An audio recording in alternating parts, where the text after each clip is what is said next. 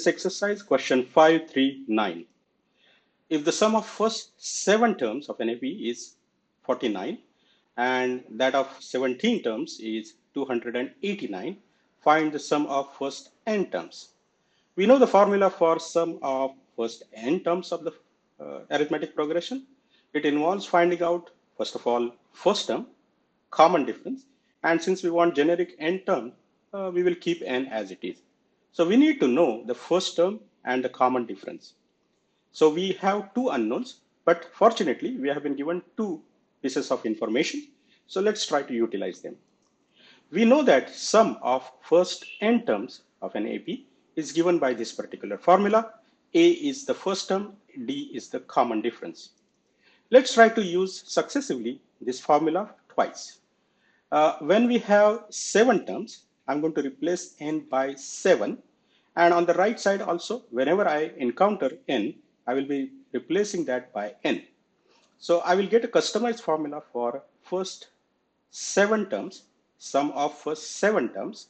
That would be n by 2, which is 7 by 2, twice of a 7 minus 1, because n minus 1 times d. Let's try to simplify this formula. 7 by 2, twice of a 6d. 2 is common throughout in the bracket, so we'll cancel that.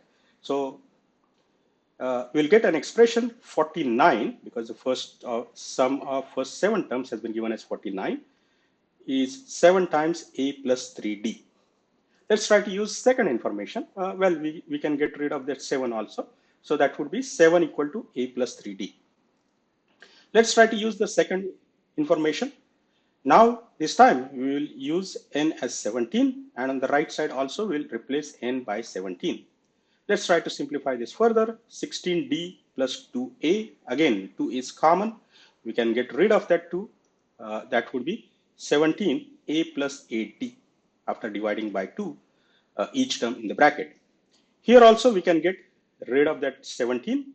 17 when it goes to the other side becomes divided by 17, and this will become 289 divided by 17. That comes out to be 17. How do I know? Because 17 square is 289. So if you know the squares, that will be very handy in the examination.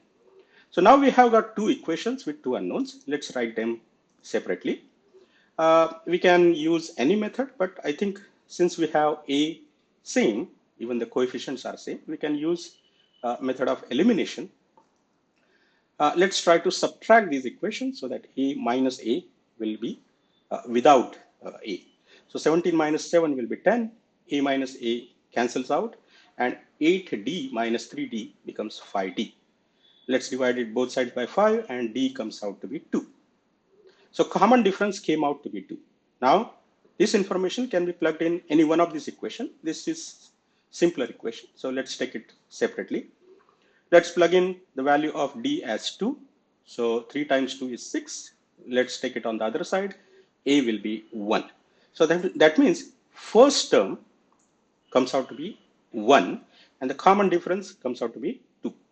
These two, once we plug in back into the original equation, we'll get a generic expression for sum of first n terms. Let's do that. Let's write that formula again. But this time, now I'm going to replace a by 1, because we just got that, and d by 2. So let's try to simplify this. Remember, this is going to be an expression involving a, n.